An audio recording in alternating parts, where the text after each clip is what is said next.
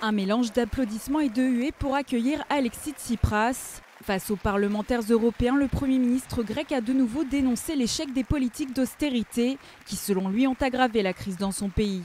Mais il a aussi réitéré sa volonté et celle du peuple grec de rester dans la zone euro. Nous réclamons un accord avec nos voisins, mais un accord qui nous montre que nous sommes seuls décisionnaires pour sortir de cette crise et qu'il y a enfin une lumière au bout du tunnel. Après son référendum surprise interprété par plusieurs de ses partenaires comme un pied de nez, Alexis Tsipras souhaitait avant tout rassurer. Mission en partie accomplie si l'on en croit certaines réactions.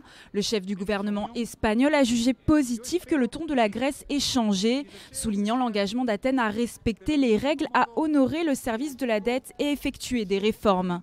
Pour d'autres, le discours d'Alexis Tsipras ne change rien. Après avoir salué l'organisation du référendum grec, la leader d'extrême droite française Marine Le Pen a plaidé pour le Grexit. La Grèce doit, en accord avec les institutions européennes, de manière concertée, tranquillement organisée, sortir de cette mâchoire de fer que représente l'euro. Pour éviter ce scénario du pire, Athènes doit consentir à un programme de réforme.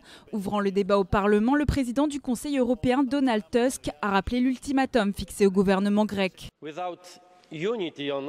Sans unité, nous allons nous réveiller dans 4 jours dans une Europe différente. C'est vraiment l'heure décisive et finale pour la Grèce comme pour nous. C'est notre dernière chance. Les propositions d'Athènes doivent être envoyées demain au plus tard afin d'être présentées lors d'une nouvelle réunion de l'Eurogroupe.